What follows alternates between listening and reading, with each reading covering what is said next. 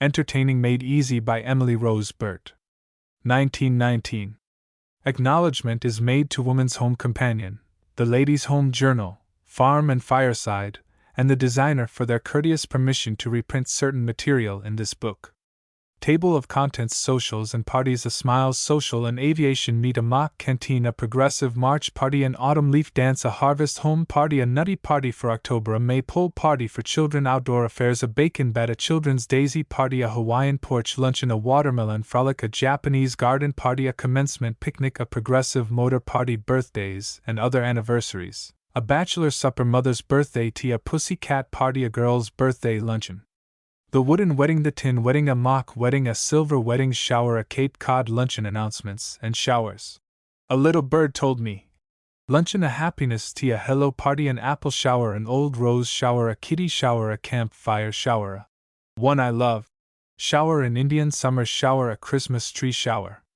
Weddings, Summer Wedding Decorations, the Table Decorations, Menus for the Buffet Luncheon, the Favors, 2 Summer Weddings, a Wild Rose Wedding, a Field Flower Wedding, Outdoor Weddings, an Orchard Pageant, a Wedding on the Lawn, Fall Weddings, a Blue and Gold Fall Wedding, Oak Leaves and Cosmos, 3 Winter Weddings, a Christmas Wedding, a Rainbow Wedding, a Colonial Wedding. Introduction. It is fun to entertain, if you don't make hard work of it. And why make hard work of it when there are ways to entertain easily? Besides, you know that the more easily you do it, the more successful you'll be, and there's hardly a woman in the world, is there, who wouldn't like to be known as a good hostess. But, says one of you, I haven't the knack. And another says, I haven't the time or money. And yet another, oh, I never have any ideas. Nonsense. It's not a question of knack or money or ideas. All you need is to know the secret. And it's an open secret at that. First, ask yourself what you mean by a successful hostess. Your answer will be one whose guests have so good a time that they want to come again. Sure enough. The secret is out then. Entertaining successfully is giving the guests a good time. More easily said than done, you say. What must I do to give the guests a good time? And the answer to that is in a nutshell. Make your entertainment fit the folks to be entertained. You wouldn't, for instance, think of inviting your grandmother's friends in of an afternoon in honor of the old lady's birthday and playing stagecoach or blind man's buff. And if you have your Sunday school class of lively boys in for the evening, you won't expect them to play paper and pencil games from 8 to 10. It's really just a matter of common sense coupled with some imagination and forethought to choose the right kind of entertainment. Along with choosing the right variety of amusement, remember that folks generally like the simple things best, and if there's a touch of originality in addition, you've won their hearts. For you see, you've made them feel that you took the trouble to plan something different in their honor. Because it's different, it isn't necessarily hard to prepare. There are lots of novelties in decoration, amusement, and eats that are perfectly simple and inexpensive. They are what help to make entertaining easy, in fact.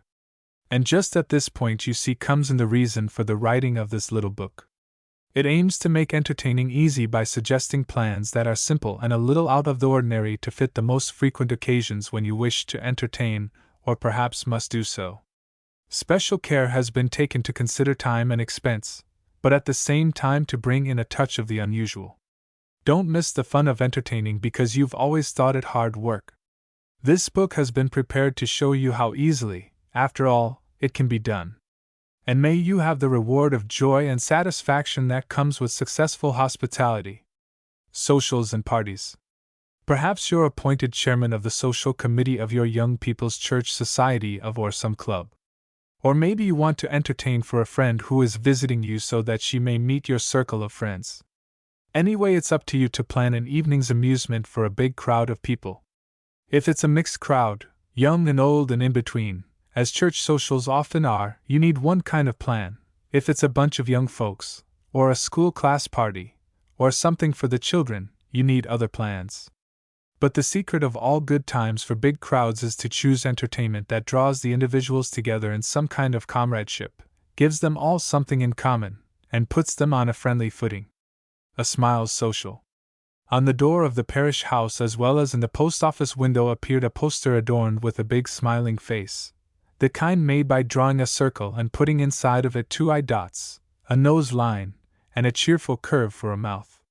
Beneath it, the invitation urged everybody to come to a Smiles social, wearing a smile and bringing an extra one in the pocket. Admission, 1 smile.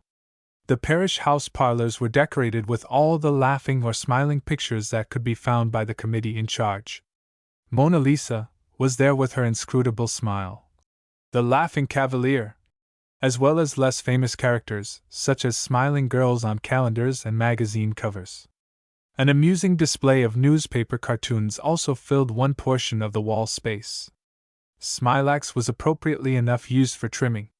At the door was stationed a smiling admission collector, who insisted on an entering smile from everyone. The extra one was not demanded at this point. With such a beginning and the gallery of smiles about the room to break the ice, the social was assured of the success that followed. The first stunt tried was called throwing smiles. Not a new amusement, but always a fun maker. One person starts the game by smiling broadly, and then pretending to wipe off the smile and throw it to somebody else. As soon as it lands on the next person's face, that person must in turn wipe it off and fling it at a third player. As soon as a smile is supposedly wiped off, the owner of it must maintain a perfectly sober expression. The company was in screams of laughter before this game had gone very far. Another amusing game for a large number, which goes under various names, was called on this occasion the Smile Factory. The company is divided into 2 groups which line up opposite each other. Someone is appointed to stand between the 2 lines with a man's soft hat in hand. If upon being tossed in the air, the hat lands right side up, one group has to laugh while the opposite one remains absolutely sober. When the hat lands upside down, the first group remains solemn and the other group laughs. A member of either side who fails to follow this rule goes over to the opposite side. The side which wins all the members of the other side is announced victorious. The old-fashioned game of Poor Pussy was also played because the point of it is trying not to smile. The younger folk will enjoy it. You may remember that a ring is formed and the person within the ring who is it kneels before someone in the circle and mews or purrs appealingly 3 times successively. Each time the person confronted must answer sternly or calmly, "Poor pussy," never smiling. In case of a smile or a laugh, this person takes the place of "Poor pussy." Midway of the evening, the extra smiles brought to the social were asked for. Jokes and funny rhymes or sayings were read in turn. If various persons dislike the publicity of such a procedure, all the smiles may be collected and presented by 2 or 3 clever persons in the form of a minstrel show. This can be called Smiles in Black and White. The popular song, Smiles, was in order as well as the older favorite, Pack up your troubles in your old kit bag and smile, smile, smile. The following conundrum was also propounded: what is the longest word in the English language? The answer is smiles, because there's a mile between the first and last syllables. Humorous recitations and others relating to smiles were given by some good readers. Just before the refreshments came a smile measuring contest. All stood in line and grinned broadly while a girl with a tape measure took account of each one in turn. The winner received as a prize a grinning little China darky. The refreshments were enough to make everyone smile. They consisted of pink lemonade and ginger cookies with features marked on them in white icing. The most conspicuous feature was, of course, the grin. An aviation meet. Try this plan for recruiting attendance at your next church social. It would also fill the bill for a jolly midwinter school party. The invitations are made to look like tickets of admission, the men's of red pasteboard and the girls of blue. They read this way: Admit to an aviation meet in the church parlors Friday evening, February 21st, 8 o'clock. Each member who receives a ticket must make a point of inviting somebody else, and should conduct the guests personally to the social. The hall or assembly rooms may be decorated with American and Allied colors, and it would be appropriate and effective to suspend in each window a trio of toy balloons, red, white, and blue in color, respectively. Miniature airplanes hung overhead at intervals down the length of the room would add realism. In different places on the walls fastened conspicuously large posters boldly lettered with the program of events, as follows: 1. Tests, groundwork control balance. 2. Flights. 3. Stunts and tricks: hands up, spiral, reverse speed, low speed, spin, nose dives, loop the loop. 4. Air races. 5. Arrival of air mail. To promote fun, put up a few placards featuring certain well-known members in some of the events. For instance, see Charlie Hayes loop the loop, or Mildred Brown's control is wonderful. A good leader can make this program go off well by calling on volunteers for the various contests. Sometimes people like better to take part in teams. The first test, which is called groundwork, is a hopping stunt. The contestants hop on one foot to a given goal, and the one who does it most easily and gracefully, and holds out best, is declared victorious by the judges. Blue ribbon badges are pinned on the successful persons. Next comes control, which turns out to be facial control under difficulties. No matter what the funny, teasing, or pseudo-insulting remarks or performances of the onlookers, the contestants must retain calm and unmoved expressions as they stand in line. Balance proves who best can poise an apple on the head and walk across the room. All the balancers start at the same moment, and the first successful ones are awarded the blue ribbon. Balancing peanuts on a knife blade and carrying them thus from one end of the room to the other is another way to execute the test. When it is time for flights, everybody is handed a paper aviation cap to put on. Then paper and pencils are passed, and all are invited to take flights of fancy. These, it may be explained, may be rhymes, romances, or the biggest lies that can be recalled. A flight of oratory may also be offered. A committee of 3 appointed on the spot promises to report on the winners at the close of the evening. If preferred, a program of poems and short, comic, exaggerated stories may be prepared beforehand, and fill in this space with apparent impromptu. The stunts and tricks follow in detail. 1. Hands up. Only one person knows the stunt, and she quite mystifies everyone who presents himself and obeys her, till someone guesses the secret, or she finally tells it. She begins by ordering her student on trial to raise one hand and keep the other at his side while her own back is turned. Upon turning around, she is able to specify the hand which was raised. The secret is, of course, that the hand which hangs at the side, because of its position, becomes redder than the raised hand. At a glance she notes the difference in color, and so knows which hand has been raised. 2. Spiral.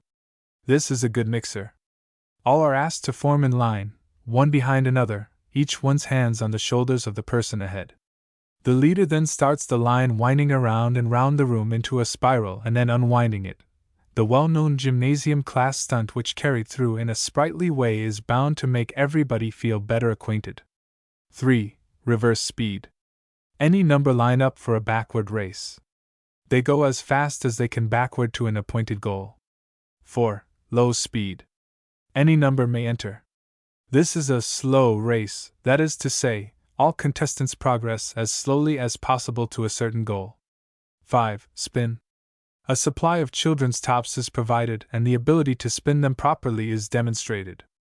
A few musical tops among them will add to the hilarity. 6. Nose dives. This is a stunt which will probably appeal most to the boys or the more adventurous girls. It consists of pushing apples or peanuts along given chalk marks on table or floor by means of the nose only. 7. Loop the loop. To those who know how to tie different kinds of knots, the announcement of this contest gives a chance to show what they can do. The air races are of 2 sorts, the hot air race and the balloon race. In the hot air race, the contestants are timed as to the number of words each can say in 3 minutes with the eyes shut. For the balloon race, several strings are stretched from one side of the room to the other, and the same number of toy balloons is supplied. The object is for the contestants to blow their respective balloons across the room, following as nearly as possible the courses of string.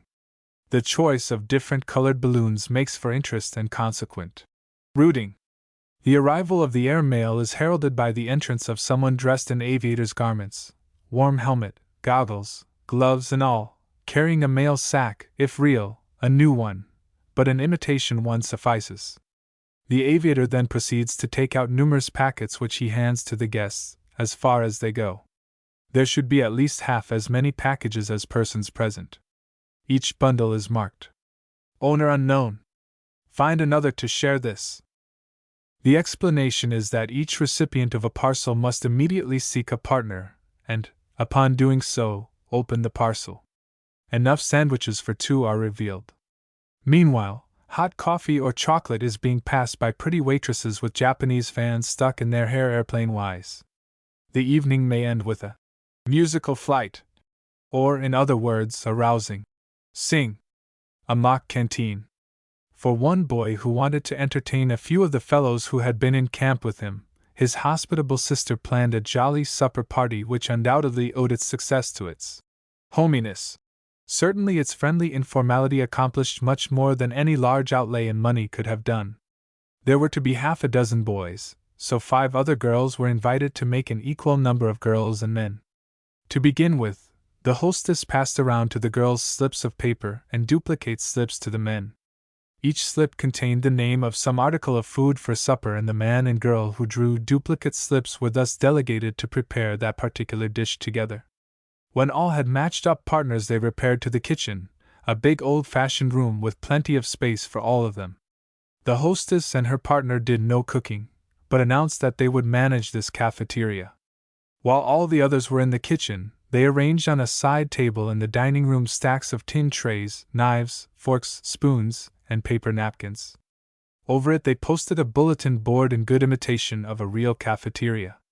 There were listed on it the 5 dishes which were being prepared, and as a joke a number of others, quite impossible to cook at such a time, as roast beef, mince pie, frozen pudding, all of which were then heavily crossed off in black ink. When the cooks had finished their tasks, and the cheerful uproar that accompanied their occupations may be easily imagined, the food was arranged on a long kitchen table. Thereupon each person, after possessing him or herself of a tray and the required silver and scanning the menu posted, passed on and pretended to select from the counter. In reality, of course, everyone took everything, and received a check from the hostess with a punch against some stunt written on it. The menu as prepared read as follows: scallop salmon, fruit salad, lettuce sandwiches, chocolate pudding with whipped cream, tea or coffee. 2 tables were left bare in the dining room, and the company chose seats where they wished. A great deal of additional fun was gained upon finding that someone had surreptitiously set up a placard on one of the tables reading, "Reserved for ladies." Over the cold water faucet was a sign reading, "Water," and glasses were grouped near it. After supper the various stunts registered on the checks, and some rollicking songs filled the remainder of a merry evening in which there had been absolutely no chance for stiffness from beginning to end. These were some of the stunts.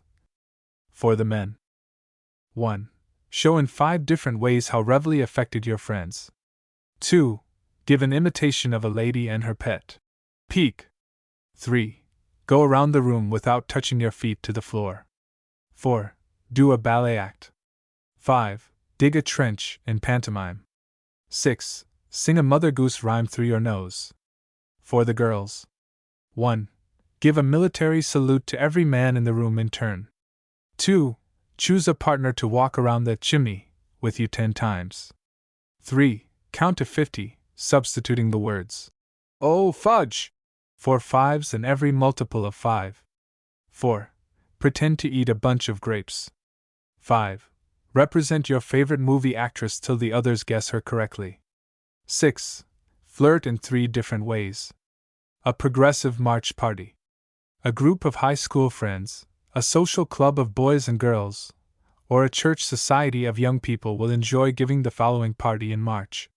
Send out invitations written on cards reading as follows: March is the month of all the year when lamb and lion do appear, when pussy willow comes anew and March hare scampers into view. If you would meet these creatures 4 and maybe several others more, then come prepared for work and play to Granger's Hall, March 1st the day. On the invitation cards, tiny hares, lions, lambs, or sprays of pussy willows can be outlined or traced by means of carbon paper from pictures. The guests upon arrival draw from a basket containing tiny toy or cracker lions, lambs, rabbits, and cats, whichever kind of favor they wish. According to the favor each one draws, the guests take their places respectively at the March hare table, the lion table, the lamb table, or the pussy willow table.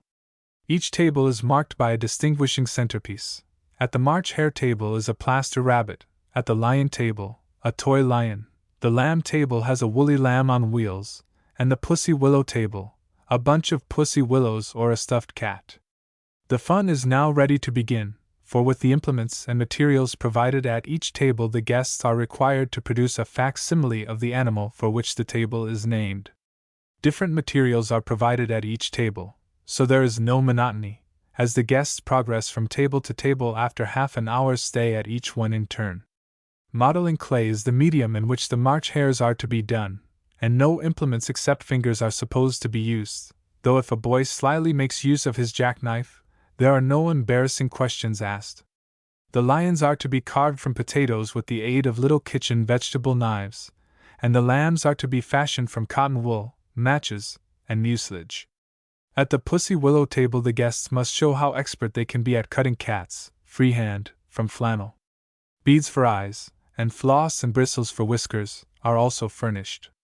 Prizes are given for the best and the worst specimen at each table. A rabbit's foot charm, a small reproduction of the Barry lion, or the well-known Perry picture of a lion, a Dresden china lamb or shepherdess, and a pussy cat plate, pincushion, or paperweight are suggestions for first prizes, and 4 little tin horns painted green may be given as booby prizes to the 4 greenhorns, who have the worst showing. An autumn leaf dance. In the fall, after school has opened, some class often likes to give a reception to the entering class. An autumn leaf dance in October is the prettiest kind of one to have. Decorate the school hall with branches of scarlet and yellow maple leaves, or deep red and russet oak boughs. For the dance programs, make covers from watercolor paper cut and painted to look like oak or maple leaves. The inside pages can be of thin white paper in the same shape. Attach little red pencils. Plan one autumn leaf dance in which each girl receives a wreath of autumn leaves from her partner. For refreshments, have orange or raspberry ice with vanilla ice cream, and serve it on plates covered with leaf-shaped paper doilies. A harvest home party. A red ear party is what they called it in the invitations. It was the opening party of the year in the high school, and the seniors planned it. The cards they sent out said, "Oh, this time o' the year you'll recall the red ear, it will never go out o' date, so the members of 20 have planned fun aplenty at a regular harvest home fete, you're invited." The school hall was delightfully decorated, emphasizing the autumn colors. Bright tawny leaves banked the platform where the orchestra sat, and along the side walls globes of red and orange balloons glowed among the soft tans and browns of cornstalks. From the ceiling, myriads of red and orange paper lanterns swayed brilliantly. The dance programs were red ears, cut from cardboard, and tiny red pencils dangled from them. Some of the names of the dances to excite curiosity were the Cornstalk, the Scarecrow, Skitter, Farmerette's Fancy, Popcorn Waltz, Orchard, One-Step, Pumpkin Pie Walk, Red Ear Dance, Harvest Home Review. The Cornstalk was in the nature of a grand march, everybody stalking stiffly, round and round in time to the music, which ended in a rollicking one-step. Then followed the Scarecrow's Skitter. A dilapidated old cornfield character in all the crudity of flapping black was brought in and established in the center of the floor. In his shabby hat fluttered a handful of rusty crow feathers, and the feature of the dance was for each boy to secure one of them in passing for his partner. The poor old fellow was nearly torn to bits in the process. The Farmerette's Fancy was another name for ladies' choice. All the girls were given tiny toy rakes, hoes, spades, or other farm implements which they used as favors in choosing partners. For the Popcorn Waltz, the favors were popcorn chains for the boys to hang around their partners' necks. There was a temptation to devour these adornments as well as to use them for decorative purposes, and on the whole they were a source of much fun. The orchestra at intervals in this dance made use of some contrivance which sounded like corn popping briskly over the fire. A shower of snowy white confetti from the balcony still further emphasized the popcorn idea. In the orchard one-step the boys were asked to pick peaches. The girls stood behind a high screen and thrust their right hands above it. The boys reached up, touched the peaches they chose, and thereupon the girls thus designated one-stepped away with their partners. Instead of a cake walk, a pumpkin pie walk was announced. The contestants could indulge in just as crazy, funny, or pretty dance steps as they liked. The reward to the most original, entertaining, and clever couple was a big pumpkin pie. Then came the red ear dance. Everybody was blindfolded and asked to pick an ear of corn from a big basket. When vision was restored, the girl holding the red ear, an ordinary ear with a red crepe paper wrapping, was acclaimed queen of the carnival, and was presented with a bouquet of red roses. During the dance, a red glow, by means of special lighting arrangements, filled the hall. The Harvest Home dance came just before supper, and lived up to its name, in that paper costume caps designating fruits and vegetables were given out and worn, so that the whole room seemed to be filled with the harvest. Tomato, carrot, corn, apple, wheat, squashes, grapes, popcorn, watermelon, and blackberry were all represented. The supper dance occurred midway in the evening, and the other novelty dances described were interspersed before and after it. The supper consisted merely of peach ice cream with sugared popcorn on top, served on grape leaves, nut macaroons, tiny pumpkin tarts, and fruit punch. Costume hats for the red ear party. Tomato, turkey red crepe paper or cotton skull cap with pointed green paper calyx and green upstanding stem of wire covered over with paper or cloth. Carrot, orange crepe paper or cloth conical cap. This may be made on heavy paper or cardboard foundation. Characteristic lines may be marked on the carrot. Corn, green paper or cloth toboggan cap falling gracefully to one side with a long green or gold-colored silk tassel. Apple, little round bowl-like cap of glossy red paper with a brown stem of paper-covered wire. Wheat, a wreath of natural or artificial wheat ears. Squash, cardboard or stiff paper cut to make a crook neck effect, covered with yellow paper. Grapes, a graceful floppy green hat of straw or paper with a crown entirely made of artificial or real grape bunches, blue or purple as desired. A fillet of green ribbon with a real or artificial bunch of grapes depending on each side to hang over the ears. Popcorn, a close-fitting little toque covered with tiny pieces of cotton batting to resemble popped corn. Watermelon, a crescent-shaped hat to be worn broadside suggesting a slice of watermelon from green paper border, fitting on hair, to pink center dotted with tiny bits of black court plaster to suggest seeds. Blackberry, close-fitting little black quilted or puffed bonnet to tie under chin. A nutty party for October. A girl who wanted to give an inexpensive jolly little party in honor of a visiting friend in October issued invitations to a nut gathering. At the top of each correspondence card, which served as an invitation, she glued half an almond shell upon which a face was marked in ink.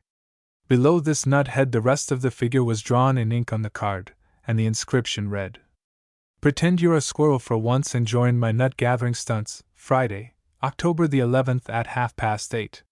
The first amusement of the evening was introduced by suspending from the chandelier in the center of the room a coconut decorated with a comical face and a pointed paper cap perched on top. Each person from a distance of 10 feet was allowed 3 throws at this cap with a little light rubber ball, the object being to knock Mr. Coconut's cap off. The best marksman won a prize. This first nut stunt caused so much fun that no one wanted to be lured away to a nut exhibit. 10 varieties of nuts were represented by pictures or objects, and little slips of paper and pencil were distributed for recording guesses. The display was as follows: 1. A bit of butter on a plate. 2. A stout, old-fashioned stick. 3. A can of canned peas with indicating label. 4. A single pea. 5. A map of South America with the outlines of Brazil especially prominent. 6. A picture of typical English stone or brick wall. 7.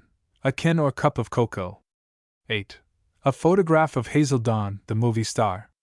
9. A beetle specimen, dead or alive. 10. 3 ears of corn arranged to form the letter A. Answers: 1. Butternut. 2. Hickory nut. 3. Pecan nut. 4. Peanut. 5. Brazil nut. 6. English walnut. 7. Coconut. 8. Hazelnut. 9. Beetle nut. 10. Acorn. The winner of this contest also had a prize. Of course, a nut party would hardly be complete without a peanut hunt, and there was also a peanut race in which the object was to transfer the peanuts from one end of the room to another on the blade of a table knife. In still another peanut contest, the object was to pitch 10 peanuts into a narrow-necked jar at a distance of about 12 feet. To choose partners for refreshments, a basket of English walnuts was passed, each little nut with a painted face and a paper cap of some sort. Blue sailor caps, soldier caps, Red Cross nurse headdresses, Scotch tam o' shanters, babies' bonnets, girls' gay garden hats, were all represented. There were only 2 of a kind, and the 2 individuals who selected them were of course partners. In addition, each nut proved to be only a hollow nut shell. In one was a conundrum, in its mate the answer. The refreshments were nut bread sandwiches, peanut butter sandwiches, hot cocoa, coconut macaroons, vanilla ice cream with chocolate nut sauce, and peanut brittle. A maypole party for children. One teacher planned a very happy May party for her little boy and girl pupils. There was no chance to set up a big maypole out of doors for the children to wind, but her idea turned out to be more original and maybe even more jolly. There were 18 children included in the party, which was held in the park. On arriving, each child was given a little peaked paper cap of bright-colored tissue paper. The boys liked these as well as the girls did, although they found them harder to keep in place on their heads. As soon as the children had donned their caps, 3 of the tallest children were appointed to help teacher. This helping consisted in marching proudly out from behind a screen of bushes, carrying 3 gay little maypoles, decked with flowers and colored paper streamers. They had been made by swinging a barrel hoop from a broomstick handle, by means of a number of ribbon-like strips of cloth. Of course, the hoops were wound with the cloth, and besides that were trimmed with apple blossoms and lilacs. From the rim of each hoop the cloth strips hung straight down for 2 or 3 feet. The colors on the maypole matched the colored caps that the children wore. There proved to be just 15 streamer, and each child was allowed to pick out a streamer to correspond with the color of the cap worn. Thus a little girl with a pink cap would pick out a pink streamer, a little boy with a green cap, a green streamer, and so on. The children who held the maypoles were then asked to stand at some distance apart out in the open space of the park, and each little group of 5 danced round, and back and forth, holding and twisting their colored streamers. Somehow this amused them almost all the long spring afternoon. Different children took turns holding the maypoles, and sometimes they would even form a procession and hippity-hop around the park. They paraded down Main Street for a little way, but came back to the park in time to play drop the handkerchief, hide and seek, and tag before refreshments were served. They were perfectly delighted, of course, with strawberry lemonade, brown bread sandwiches, and little frosted cupcakes, which their teacher's mother had made and on which she had outlined in pink candies the individual initials of the children. Outdoor affairs. Out-of-door entertaining is perhaps the easiest kind of all, if you live in the country or the near country. Anything elaborate in the arrangements would be quite out of keeping, and there's something about being outdoors that takes away constraint. That's probably why outdoor parties, because they are simple and natural, bring people together in a spirit of good fellowship and are certain of success. Children especially love them, and young people always find an evening garden party entrancing. One of the jolliest kinds of outdoor parties is a bacon bat. It may be a breakfast or a luncheon or a supper, but there is always bacon and an open fire. Now that automobiles are so abundant, the possibilities for motor picnics and progressive motor parties are many and various. A bacon bat. A girl who lived in the country and had some city friends visiting her gave them the time of their lives at a bacon bat. She telephoned around to some of the young people and invited them to appear about 5 o'clock in picnic clothes. The hike wouldn't be long, she announced. At the specified time a jolly bunch assembled to squabble good-naturedly over the various packages and bundles assigned to them to be carried. Under the hostess's direction they betook themselves via footpath and trail to a stone-walled pasture spicy with sweet fern. Long toasting switches were readily cut by the boys from the trees in the vicinity, and wood was collected for 2 fires. Over one the coffee was set to boil, and over the other the young folks proceeded to toast bacon. Rolls were provided in which to insert the crisp, juicy morsels after toasting, and each person ate his or her own bacon sandwiches broiling hot without further ceremony. Cucumber pickles and mustard proved popular accompaniments, and the coffee was appreciated, drunk from tin cups. There followed some huckleberry turnovers and homemade cookies, but on top of the bacon and rolls they were almost superfluous. Instead of bacon, chops, steak, or frankfurters may be roasted, as well as corn in season, but bacon is the least messy to eat. Following the supper came stories and songs around the bonfire till late in the evening. The city guests enjoyed it all because to them it was so great a novelty. For the hostess it was a much easier way to introduce her guests to her friends than a more formal affair would have been. A bacon bat is especially fun in spring or fall, but is also very enjoyable on the beach in summer vacation time. A marshmallow roast in the evening is first cousin to a bacon bat. A children's daisy party. Let the children make the invitations they send out for their own daisy party. On heavy watercolor paper they may draw and cut out simple outlines of daisies, about 10 petals around a center which is then colored yellow with crayons.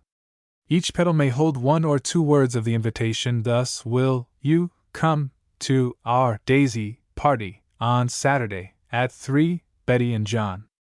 Of course there should be some outdoor games, and a good one to play is Daisy in the Dell.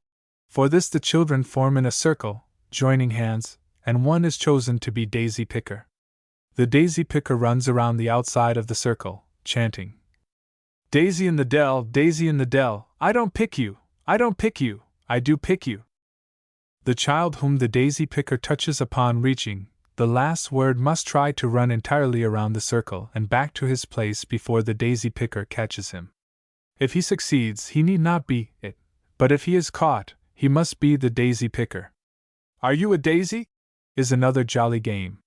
The players stand in a line facing one child, who is chosen to be it. This child asks each one in turn the question, "Are you a daisy?" Each child answers by naming the flower he chooses to be.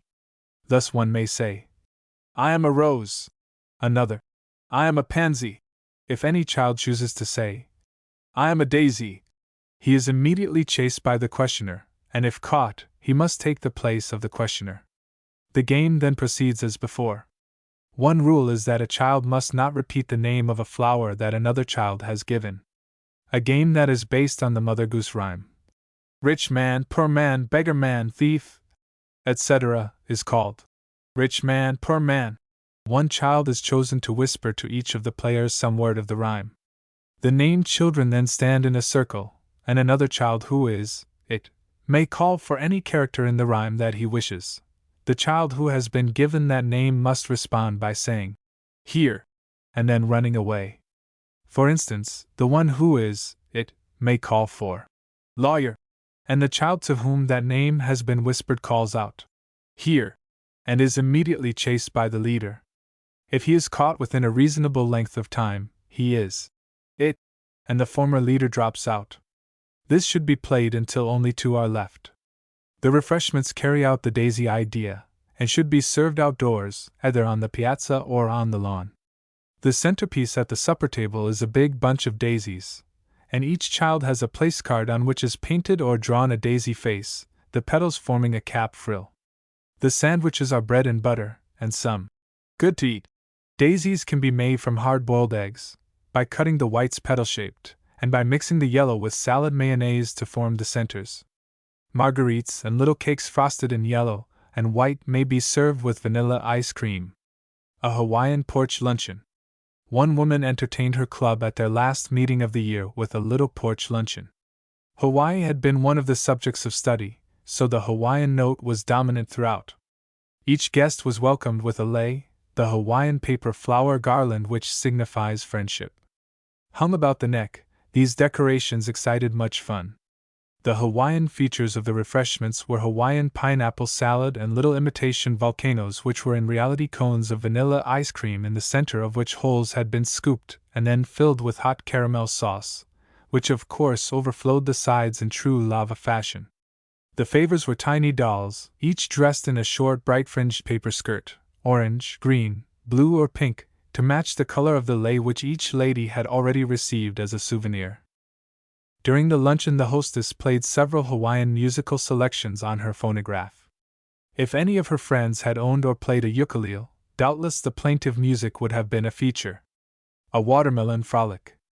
When watermelons were ripe and plentiful, big pink posters cut oval with a painted border of green and black lettering on the pink startled the village with the notice of a watermelon frolic. They read, "Do you like watermelon? Anyway, be sure to come to a watermelon party on the local fairgrounds next Tuesday evening. Admission 25 cents. This entitles you to see the minstrel show. Proceeds for the Epworth League of Church." Long plank tables on wooden horses were improvised for serving the watermelons, which were contributed by the members of the society. Some of the men acted as carvers of the melons, and the girls served the portions, which were sold for 10 cents each. The grounds were lighted with strings of electric lights and pink and green paper lanterns. Besides the main attraction, there were several booths and side shows, arranged country fair fashion, which drew well. One was labeled the Watermelon Patch. For this, real watermelon vines had been obtained from somebody's garden and placed naturally on the ground. To the vines were tied any number of artificial melons, made of green paper stuffed with cotton wadding which concealed tiny favors. On payment of 10 cents, any person had the privilege of picking a melon. The prize inside was supposed to be worth the fee. At another booth, watermelon cake was served at 5 cents a slice. The secret of this was that in making a plain cake, the batter had been colored with pink sugar and sprinkled with raisins. The cake was then baked in a round tin, and when sliced resembled the pink of watermelon filled with black seeds. As it was sweet corn season, and as corn is also typical of the South, there was a hot corn vendor, who sold steaming ears straight from kettle to buyer. One feature of the evening was a watermelon contest among the boys. Volunteers were called for and lined up at a table. They were then supplied with large wedges of melon, and at the sound of the referee's whistle the race began. The prize was a whole watermelon. There was also a watermelon hurdle race. The course was laid out with big watermelons, and time was kept for each hurdler. The main attraction of the evening, however, was the minstrel show. On a raised wooden platform sat the performers with blackened hands and faces. They wore grotesque garb, and each one fingered a guitar, mandolin, or banjo. First they gave a number of well-known Southern melodies such as Old Black Joe, Swanee River, Dixie, Masses and De Cold, Cold Ground. Some whistling numbers were much appreciated, and My Alabama Coon, with its humming and strumming, proved a great success. As a special item of their musical program, they sang a parody of Apple Blossom Time called It's Watermelon Time in Dixie. The Watermelon Frolic was a great success and is recommended to any organization in town or country at watermelon time as a fun, and funds, producing social parody. When it's watermelon time in Dixie. 1. After. When it's apple blossom time in Normandy. Sing with appropriate motions. Repeat. When it's watermelon time in Dixieland. 1. I wants to be right there. 2. You see in dat dear old melon patch to eat a batch. When it's watermelon time in Dixieland, that's the time of all the year when I grin. 3. With cheer from ear to ear, watermelons just gran. Footnote 1. Sway heads and bodies. Footnote 2. Jerk thumbs backward over shoulder. Footnote 3. Grin broadly. Stretch hands from corners of mouth to ears. A Japanese garden party. A girl who wished to entertain for a visiting school friend one evening in midsummer sent out invitations to a Japanese garden party. She wrote them on the pretty little hand-decorated place cards which are to be found in most shops now. The Japanese writing paper which comes in rolls is another possibility for them. She had a wide porch and a big lawn which she decorated for the occasion with strings of pink, yellow, and green Japanese lanterns with electric bulbs inside. Settees and wicker chairs were scattered in cozy groups through the shrubbery, and there was a faint odor of burning incense. For entertainment there was dancing on the porch to the tune of a phonograph and a program of Japanese music, including some selections from Butterfly and The Mikado. A clever reader gave one of the Hashimura Togo stories, and also the hostess had arranged some artistic tableaus in Japanese fashion. When it was refreshment time, cunning little girl friends of the hostess appeared in Japanese kimonos, hair done high and stuck full of tiny fans or flowers. They bore Japanese lacquer trays with tiny sandwiches, filled with preserved ginger, cherry ice, and rice wafers. A wee Japanese flag was stuck in each portion of cherry ice. The favors were wee Japanese doilies which the guests were bidden to hunt for under a certain group of trees. While doing so, A sudden surprise shower of seeming cherry blossoms covered them with pink and white petals. These were really confetti petals obligingly scattered by the nimble little waitresses perched in the branches above. A commencement picnic. Instead of giving the usual banquet and reception to the seniors, the juniors in a small school might well plan an outdoor picnic and supper. It has the possibility of being jollier than the regulation affair, and is certainly less expensive. Individual invitations may be sent out to the senior class, quite unusual and mysterious invitations, for each one may consist of a colored feather quill with a message written on a slip of paper wrapped about the end. This reads: Greetings from the tribe of 20 to the tribe of 19 was. Will the tribe of 19 smoke the pipe of friendship round the campfire of the 20 on the 16th day of the moon of roses 1 hour before Waisawi, sunset? One of the 20 will act as your guide. As soon as the two classes have gathered at the picnic ground, the juniors, already decked in headbands of ribbon in their own class colors, may present the seniors with similar ribbons. The boys may have feathers stuck in theirs, if they don't object to headbands. The chief of the 20 may announce the first stunt as a hunt for game, and all must hunt in pairs, matching partners by means of selecting, blindfolded, colored beads from a basket. Pasteboard bows and arrows are supplied, and everyone is told to return at the summons of a beaten tom-tom. The couples then scatter into the surrounding woods, and hunt for animal crackers which have previously been hidden by a committee of juniors. The prize for the couple getting the most game might be an animal toy. Next, volunteers to run the gauntlet may be called for. The others form in 2 parallel lines facing each other, armed with pieces of chalk. The victims must run down between the lines to a goal at the end, while the cruel Indians on each side reach out to put a chalk mark on them. The victim who gets the least chalk marks is permitted to select 5 of his tormentors to perform a series of stunts, previously planned by the Junior Entertainment Committee. Appropriate ones are these: 1. Give an Indian war whoop. 2. Do an Indian war dance. 3. Give Indian names to 5 people here. 4. Make a speech in sign language. 5. Tell an Indian story. Supper should be eaten around a big campfire, and should consist of coffee cooked over the fire, nut bread sandwiches, cold chicken and potato chips, and chocolate ice cream under individual miniature teepees of brown paper. Paint on each teepee in black some symbol apparently mysterious but in reality characteristic of the owner. Thus, a girl with a beautiful voice and a talent for singing may have a quaint bird on hers, an athlete, a pair of Indian clubs, a domestic science girl, a bowl and spoon or a kettle, and so on. Redskins and palefaces complete the menu, palefaces being cookies with white icing and features marked in candies, and redskins being apples. Toasting marshmallows over the fire and singing school ditties and old favorites will end this unique party delightfully. A progressive motor party. A group of girls who lived in the country gave a delightful farewell party for one of their number who was to move out of town to another part of the world. They called it a progressive rainbow. At 4 o'clock one Saturday afternoon they all met at one of the homes. The porch was decorated in a red color scheme. A row of red Japanese lanterns hung from the roof all around. Red cushions were scattered about in the chairs and on the steps, and a jar of crimson rambler roses adorned the table. Everybody sat about and gossiped for a little while, and then fruit cocktails, to which strawberries gave the touch of red, were served. A tray of red ribbon streamers was passed, and each girl pinned one on her blouse, as the beginning of her rainbow badge. The guest of honor found with her favor a package tied with red tulle, which she was requested not to open till the end of the afternoon.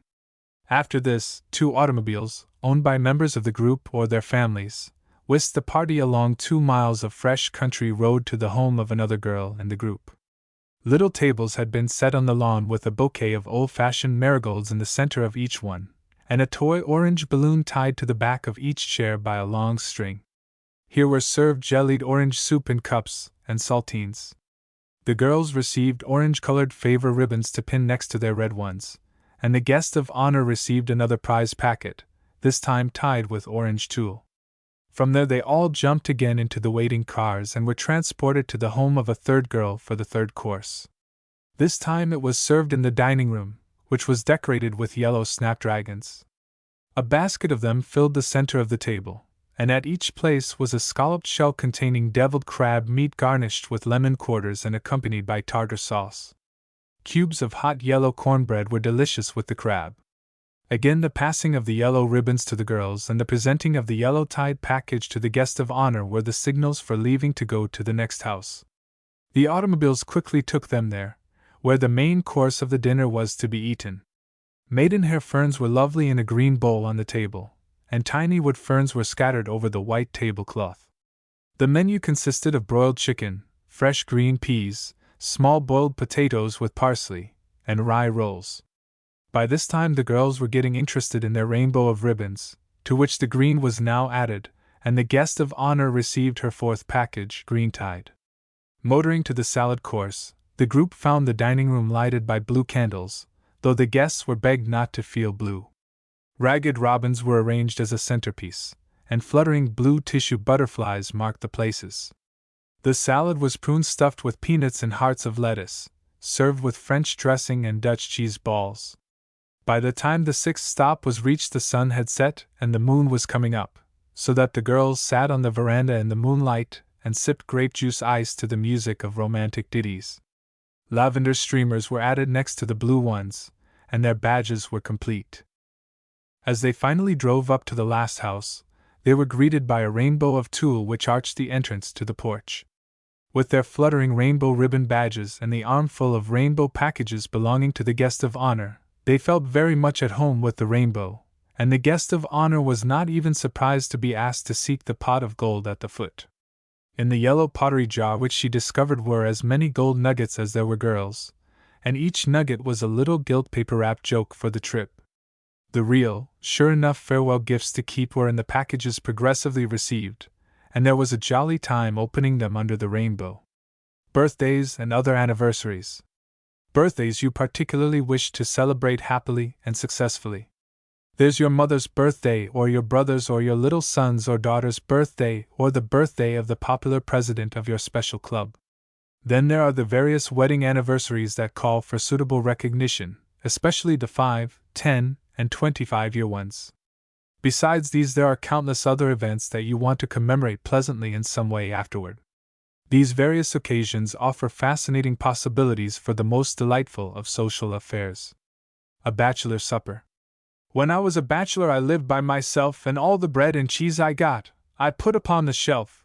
The rats and the mice, they made such a strife I was forced to go to London to buy me a wife. The streets were so broad and the lanes were so narrow I was forced to bring my wife home in a wheelbarrow. This old Mother Goose rhyme was the keynote of a bachelor supper which one girl gave for her brother and a few of his friends on his birthday. The centerpiece on the table was an arrangement of bachelor's buttons, and at every place was a tiny toy wheelbarrow filled with candies, a wee dressed-up dolly dame perched atop of each load. The rhyme also furnished the reason for the first course, which was most suitably bread and cheese, only the bread was in the form of buttered rounds of toast, and the cheese was a delicious Welsh rarebit, accompanied by coffee or ginger ale. Ice cream and cantaloupes with a chocolate mouse nibbling at the rind followed, to be eaten with those most delicious of all cookies, homemade hermits. Mother's birthday tea. A pleasant way for a daughter to entertain for her mother is to give a little informal afternoon tea, asking the mother's friends and their daughters, and thus making it a kind of mother and daughter affair. Send out the invitations on your calling card, writing your mother's name at the top. If your mother likes surprises, arrange the party to be one if possible, but if she is like most mothers she will prefer to know what's going on, and so be prepared. The rooms should be decorated with flowers of the season. The country girl will find it easy in spring, summer, or fall. During the afternoon a little program of previously arranged mother songs, lullabies and readings by some of the guests may agreeably interrupt the chat. Tea, sandwiches and little cakes may be served in the dining room from a festive birthday table. The centerpiece may be a bowl of pink roses, to match in number the years of the guest of honor. Candles from under rose-colored paper or silk shades may light the room, and if desired each guest may be presented with a miniature bandbox covered with rose-sprigged paper or chintz, filled with wee pink and white candies. A pussycat party. When Billy's mother decided to give him a birthday party, She pounced upon the pussycat plan, partly because pussy willows are still flourishing in April, but mostly because she knew that kittens and cats are favorites with 9 and 10-year-olds. The invitations were folded kitty-cornered, and inside of each appeared a fat, fuzzy little gray puss taken from a real pussy willow branch. Puss had pen and ink ears, whiskers and tail, and likewise a tiny red painted fence post upon which to sit. The first game was a good romp at Puss in the Corner. That was followed by the foolish but funny Poor Pussy. While the children were still in a circle for that, Billy's mother explained a new game. It was called Kitty Kitty, and was carried out on the lines of Spin the Platter. In every child's ear Billy whispered the name of some sort of cat, as for instance Tiger, Yaller, Green Eyes, Double Toes, Maltese, Angora, Black and White, Gray. He then occupied the center of the circle and spun a tin pie plate. As he did so he called out one of the names he had assigned and counted rapidly out loud up to 10. Thus, Green Eyes 1, 2, 3, 4, 5, 6, 7, 8, 9, 10. The child who had been given the name, Green Eyes, was supposed to jump up and snatch the pie tin before Billy had finished counting to 10. If Green Eyes failed, then he had to take Billy's place. Billy, too, of course, had a pussy cat label. Another circle game that was fun was called Pussy's Prowlings. It was on the order of Stagecoach. Billy's mother told the story of a kitty's wanderings, and before she started to tell it, she whispered to each child the name of something which was to appear in the story. For instance, she gave out Haymow, Milk Dish, Mouse Hole, Catnip. Every time she mentioned any such name in the process of telling the story, the child who had it was expected to rise from his chair, turn around 3 times and sit down again. When the words, Pussy's Prowlings, were mentioned, all the players jumped up and exchanged seats. The storyteller also tried to get a seat, and if she succeeded the child who was finally left without one had to continue the story. Pussy's Prowlings. Once there was a pussycat named Blinky who said to herself one day, I'm tired of milk to drink and I'm so hungry for mouse. I must go on a mouse hunt. So Blinky stole out of the red brick house where she lived very happily with the Jones family. She pattered down the back door steps where her milk saucer was set, and she scampered along the winding path to the barn. That's the way Pussy's Prowlings began. Up the ladder to the haymow she crept, and through the heaps of sweet clover hay to a hole in the wall. There Blinky knew lived a mouse. So she crouched close to the mouse hole, as still could be, and watched, and she watched, and she watched, and she watched. But that mouse must have been away from home or else very busy down in its hole, for it never once stuck its little nose out.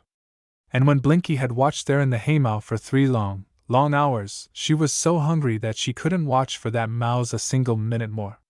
She thought of the milk saucer by the back door steps, and she said to herself, If I can't have mouse, milk won't taste so bad after all. So Blinky made her way back through the heaps of hay and scrambled down the ladder to the haymow and ran along the winding path to the back door steps. And there, sure enough, was a saucer full of milk all ready for her to drink. So Blinky lapped it up very hungrily, and was perfectly happy. And that's the way Pussy's Prowlings ended. The next game was called Hunt the Mouse.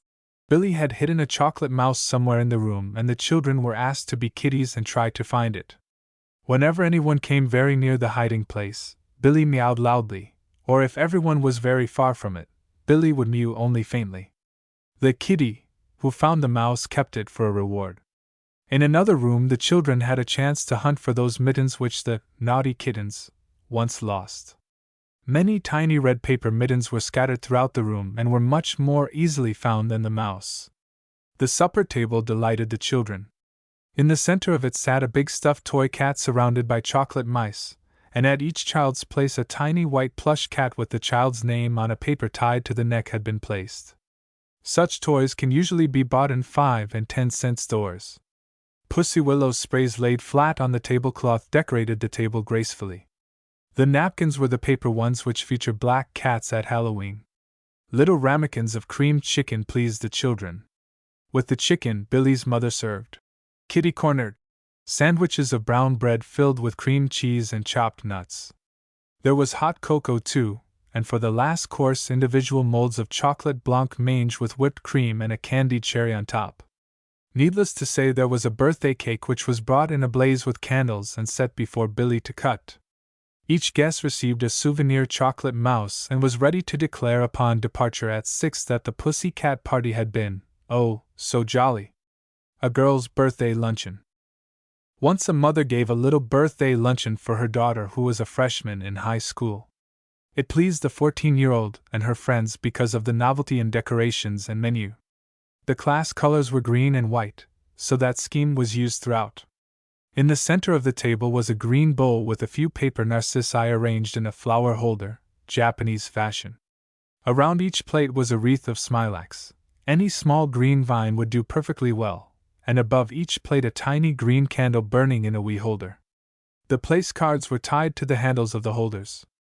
Glass dishes of lime drops and wintergreen candies added to the general green and white effect.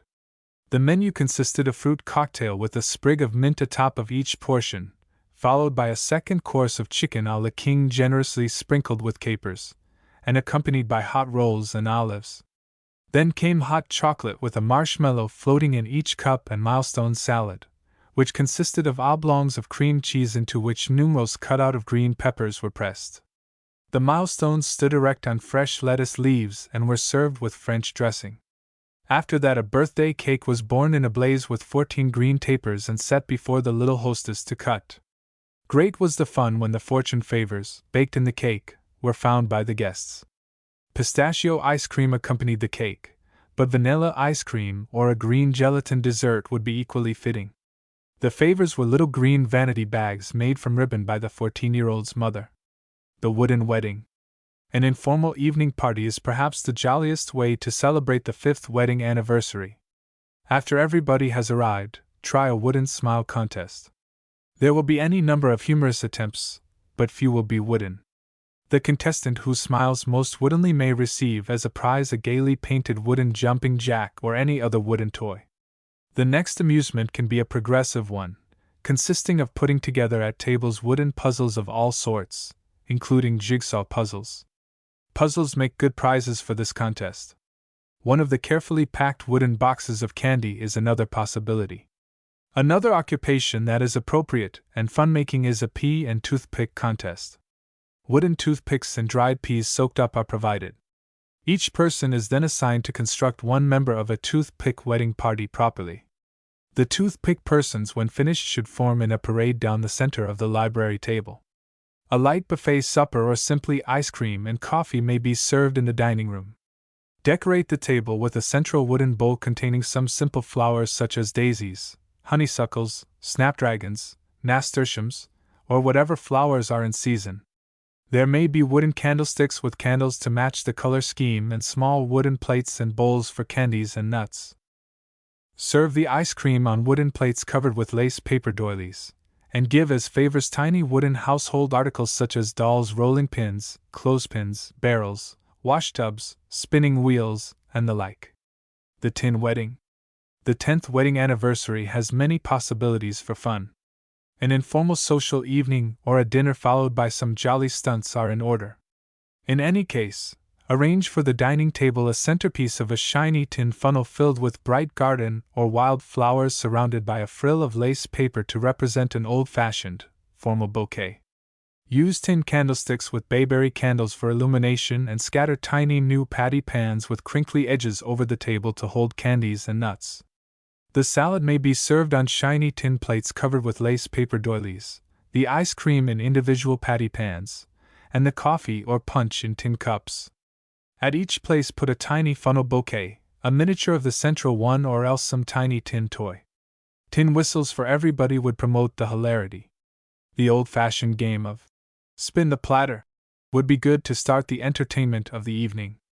Then may come a tin, minute paper and pencil contest to see who can write the most words beginning or ending with tin in the allotted 10 minutes. 10 real years of married life may next be shown. This feature is simply a series of movie-like pantomimes showing humorous events, real or imaginary, in the life of the host and hostess, given, of course, by their friends. A tin band concert will also provide a good time. Those who are in the band perform on instruments contrived from kitchen utensils, or the tin noise-making novelties which can be obtained in the shops. A mock wedding. A mock wedding is a funny way to celebrate one of the numerous early wedding anniversaries, especially if a group of young married women friends want to join in a surprise. The bride may be invited to a chum's house, and presently the procession may appear before her. The bride should have a cheesecloth or mosquito netting veil with dried orange peel to hold the folds in place, and she should carry a bouquet of white chicken feathers tied with white tape.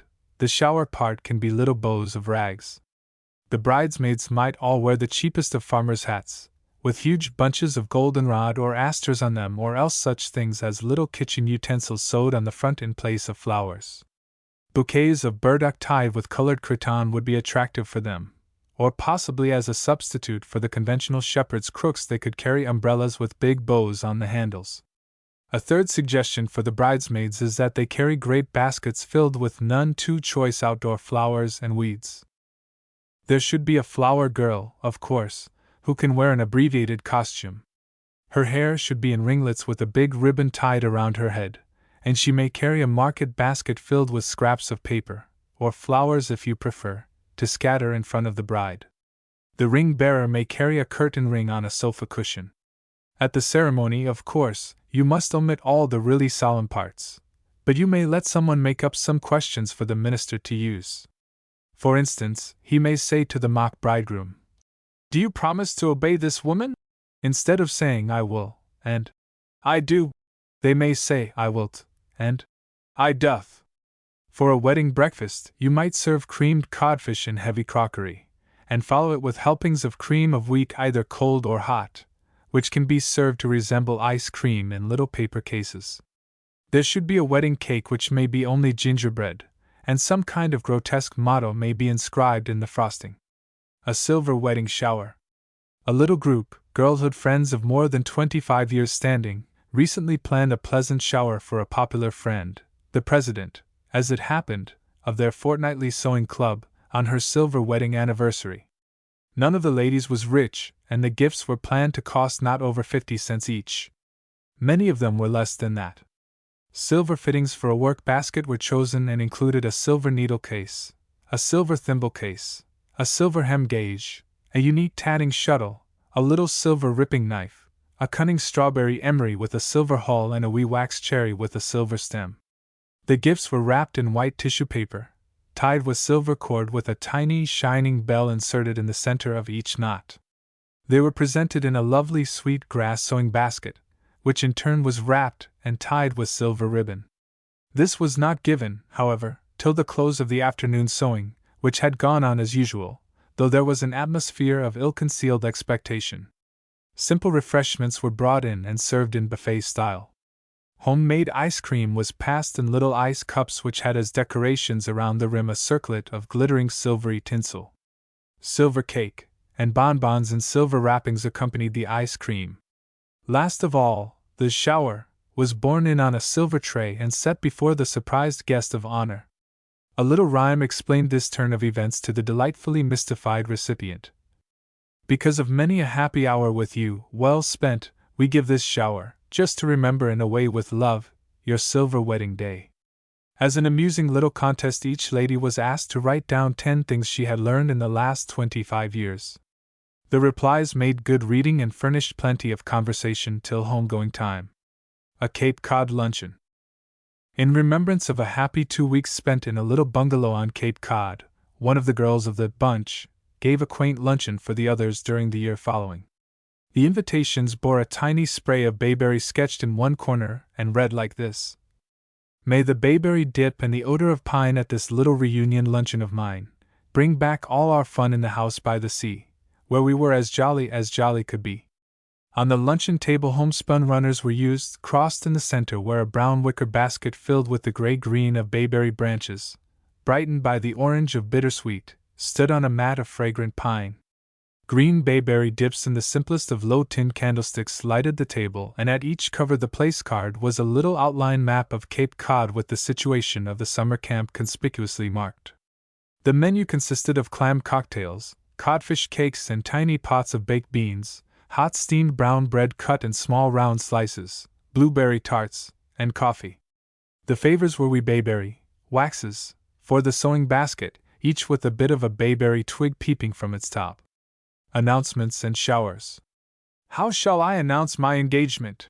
The engaged girl we have always with us, and the next step after the engagement is the announcement of it. Most girls like to have some kind of little social function to break the news to their special circle of friends. Usually a mother or a sister or a chum does the entertaining, though a girl herself may perfectly well plan and carry out such a party. There are several sorts of affairs which may serve as a setting for an announcement. A favorite kind is a luncheon for a group of girl friends. Even less work is an afternoon tea, and to that a girl's men friends may be asked also, though it's really easier to have girls only. Another kind of announcement party is the evening affair to which both men and girl friends are invited, and at which the announcement should be sprung as a total surprise as in all other announcement affairs. After the engagement is known, immediately the friends of the bride-to-be begin to think of showers for her. One friend or a group of friends or her club may be hostesses and give such an affair. There are different ways of planning them. For instance, they may be appropriate to the month, like a Christmas tree shower in December, or an Indian summer shower in November, or a rainy day shower in April. Or they may take as keynotes the engaged girl's special likes, as in the case of an apple shower, a kitty shower, or an old rose shower. And then again, they may be just plain, ordinary, handkerchief showers, or linen showers, or kitchen showers, with an original touch somewhere. A little bird told me. Luncheon. At a recent engagement luncheon the announcement was made in a unique way. A large wooden embroidery hoop was hung from the ceiling over the table, and in the ring perched a gaily painted wooden parrot, the kind that rocks back and forth when touched. From the parrot streamers of colored baby ribbon led to the different places, and tied to the ends of the ribbons were tiny notes in envelopes. These on being opened showed the names of the engaged couple and a short rhyme reading thus. A little bird told me a very nice thing, that Randolph gave Sally a diamond ring. The refreshments followed somewhat the parrot color scheme, with halves of grapefruit garnished with cherries, chicken a la king, pimento, walnut and cream cheese salad, orange ice, and little cakes with colored frosting. Small celluloid parrots perched on the rims of the glasses were appropriate souvenirs. A happiness tea. Sing a song of sixpence, a pocket full o' rye, 4 and 20 bluebirds baked in a pie. When the pie was opened the birds began to sing, about a certain couple here who have some news to spring . Thus did one girl announce her engagement in the month of May. She had asked 24 of her best friends to come to a bluebird tea one Saturday afternoon, and nobody suspected her secret, although they did remember that the bluebird stands for happiness. The party was held out on the hostess's big porch, which was decorated with jars of pink and white apple blossoms. Everybody had a very good time dancing to the music of the phonograph until it was time for the tea to be served. The waitresses were Betty's 2 little sisters, who wore as insignia big blue bows on their hair and cunning little aprons made of bluebird cretonne. The tea was iced and served with lemon and mint in tall glasses. The sandwiches were tiny and round and filled with pink strawberry jam, which made them seem like delectable apple blossom petals. Betty happened to have bluebird plates, and she used paper napkins with a bluebird motif. After the sandwiches came little pink and green and white frosted cakes, and last of all the surprise. It appeared to be a great pie with bluebird heads peeking through the crust. In reality the crust was just brown paper touched up with a bit of watercolor paint and pasted across the top of a big open pan. The bluebirds soon showed what they were when the guests in turn pulled them out of the pie by means of the narrow white ribbon attached to each one. They were really flat pasteboard bluebirds and served as the excuse for the rhyme announcing Betty's engagement. As a souvenir each guest had a tiny bluebird-made basket filled with pink and white Jordan almonds. Small square boxes formed the foundations of the May baskets, the sides were then covered with bluebird crepe paper and the corners tied with wee blue bows. Little cut-out bluebirds hung from the slender handles and bore the names of the individual guests. When they said goodbye, the guests all declared that they had had a bluebirdy time, which in other words meant that Betty had planned very happily. A hello party. The invitations to this party read as follows. Hello? Hello? Hello? A party's on the wire, and you must surely go or else arouse my ire. Friday evening, 8 o'clock. The affair was planned by one girl to announce the engagement of a chum, and of course the object of the party was not revealed in the invitations. All kinds of jolly games were played to pass the evening, and one pleasant feature was a telephonic conversation by Mark Twain rendered by a good reader. The telephone was the keynote of the evening and played a prominent part in the table decorations. A big blue paper bell such as one sees in front of telephone booths hung over the center of the table. Beneath it was a low bowl of forget-me-nots of which the guests did not see the significance till later. The candles were white with blue bell-shaped shades, and at each person's plate as a favor stood one of the tiny glass telephones seen in candy stores, full of candies. The place cards each bore a mock telephone number, such as Sing 1236, Circle 6320, Joke 5156, Shiver 9315, Groan 231. The menu was mostly white and served on blue dishes. It consisted of chicken patties, hot rolls, cream cheese and white grape salad, and vanilla ice cream in blue frilled paper cases. Toward the end of the ice cream course, the hostess asked the guests to announce their telephone numbers, in turn. Whereupon, each person was requested to rise from the table and act out his number. This was comparatively simple and made everyone quite hilarious. When it came the turn of the hostess, she said that her number was spring at 42.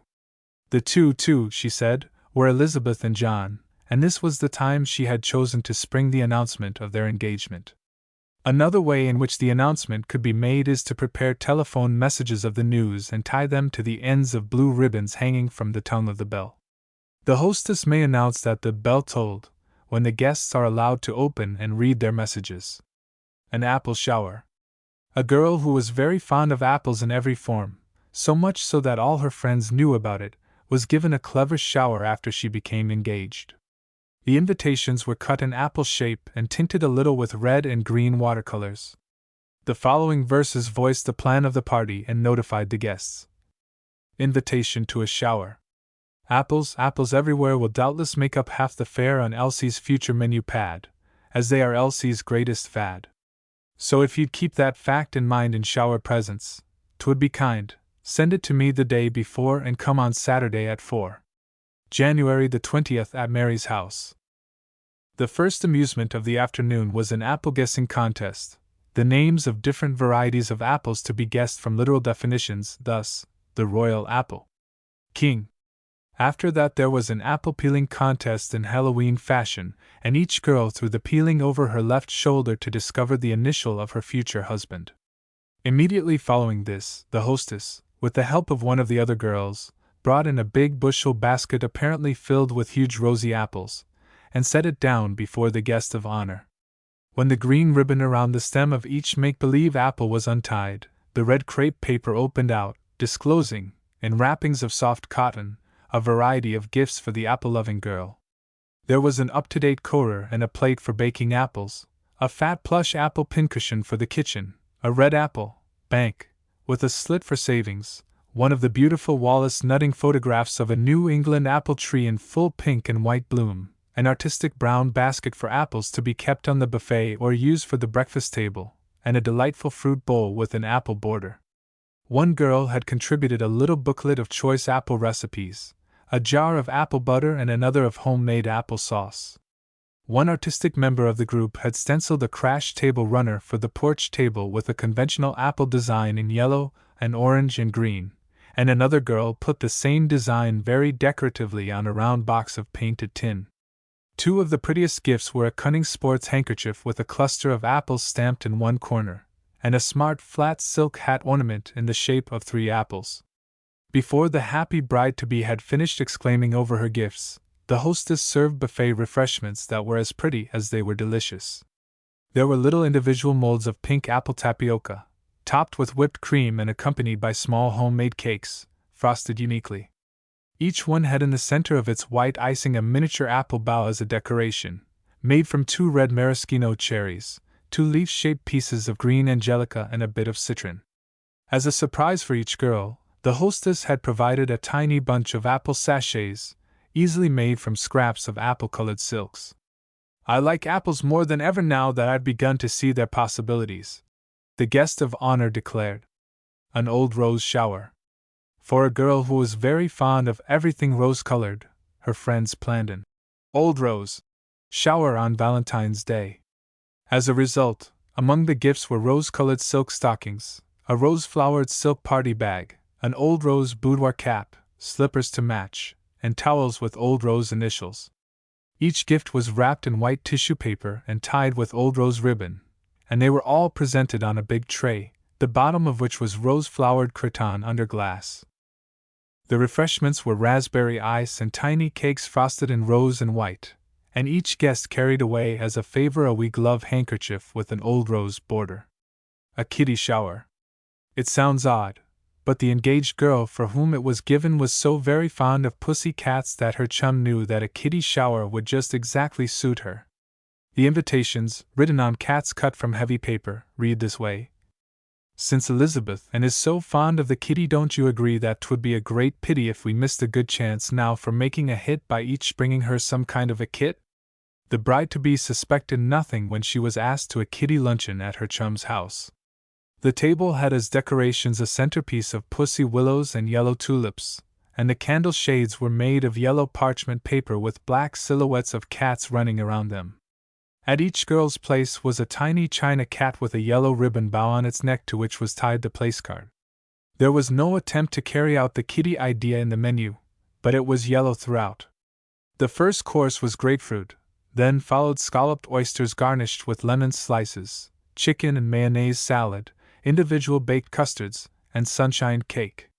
Upon withdrawing from the table, it was announced that Pussy was in the well, and forthwith a deep cylindrical waste basket trimmed with pussy willows was brought in and set before the guest of honor, who was requested to be the one to pull pussy out.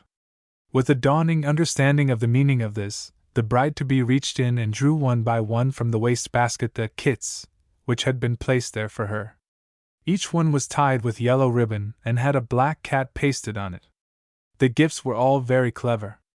There was a traveler's sewing kit, a small blacking kit, a wee laundry kit for motoring, a handy kit containing baggage tags, rubber bands, and the like, an emergency kit with safety pins and threaded needle for her handbag, a guest towel with a cross-stitched kitty on one end, a cream pitcher and sugar bowl with a kitten border, a quaint kitten door stop, a painted wooden kitten twine holder, a pair of Angora skating gloves, an odd little sewing apron with linen cats appliqued on the corners, and a knitting bag of cretonne which pictured Puss in Boots prominently among other Mother Goose people.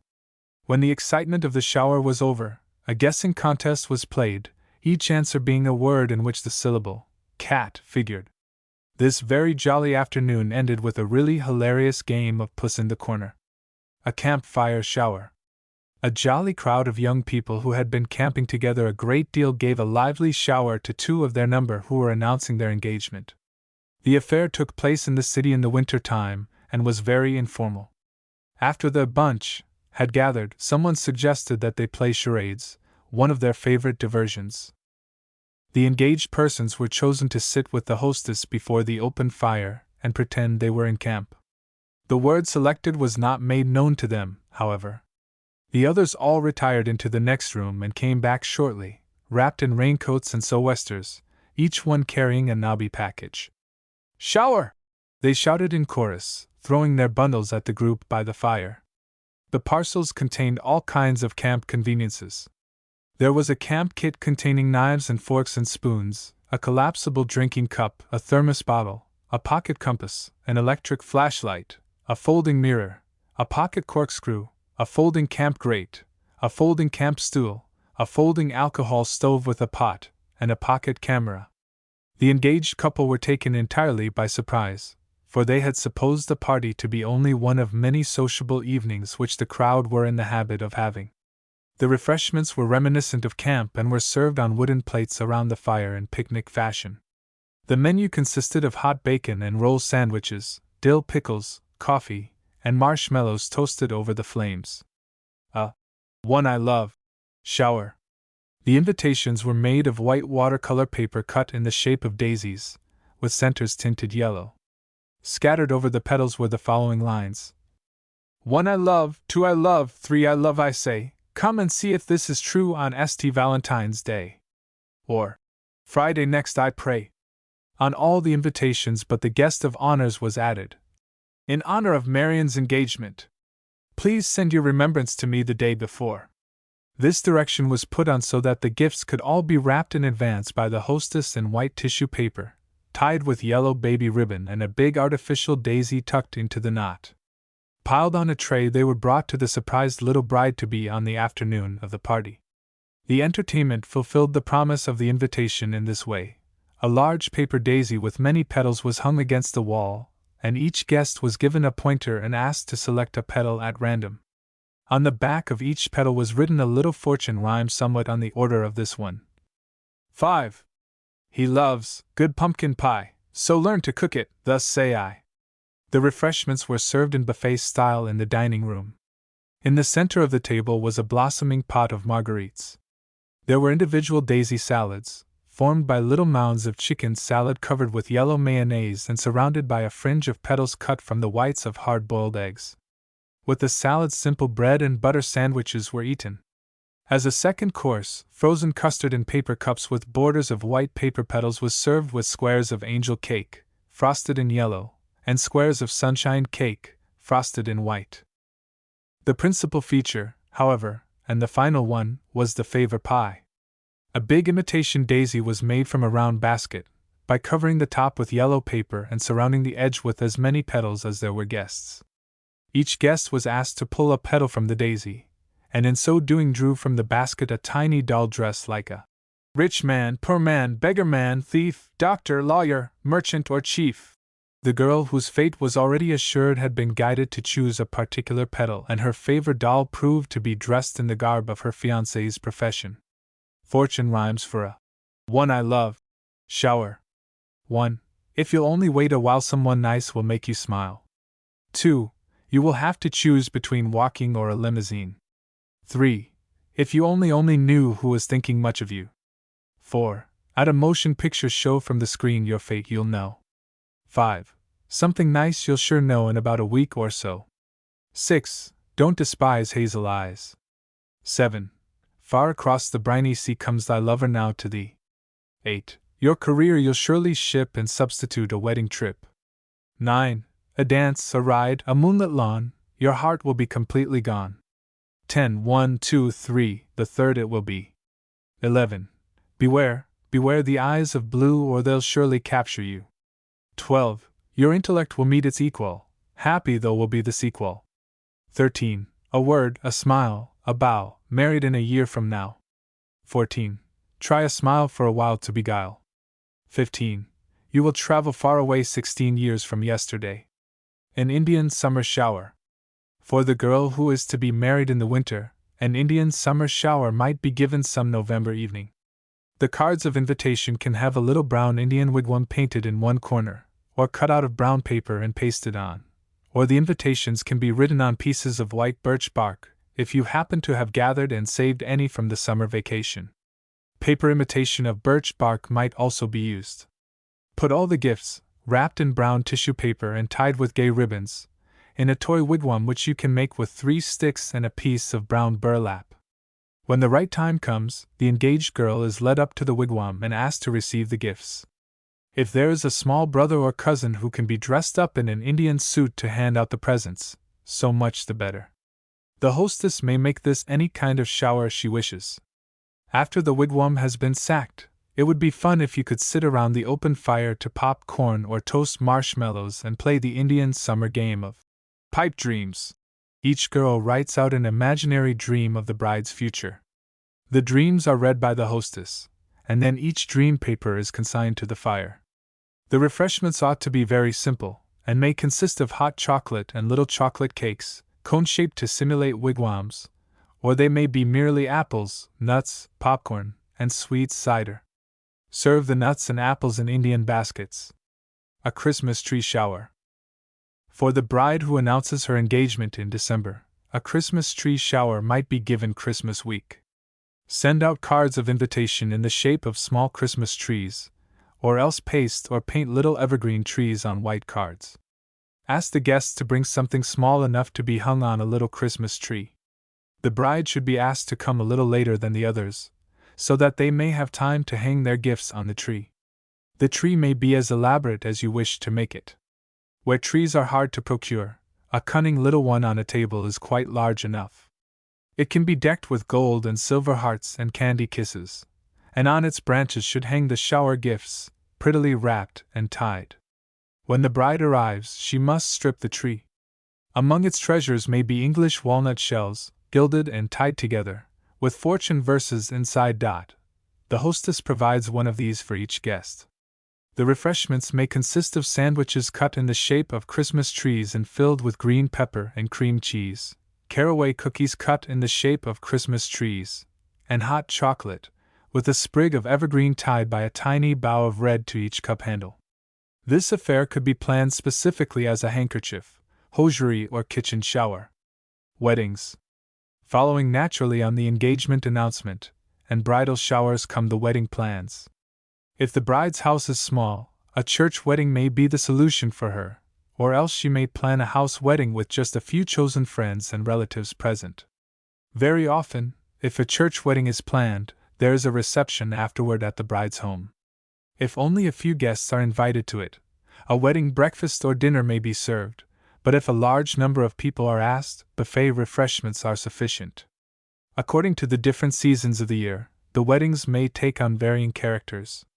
Spring, summer, fall, and winter weddings, indoor and outdoor weddings, all have their own special charms. Summer wedding decorations. Every girl can have a pretty wedding, especially if she lives within reach of the free woods and fields or in a place of gardens and shrubbery. Wild roses and wild clematis vines with ferns from the woods are lovely in a country church where festoons and garlands are often needed to adorn the bare walls.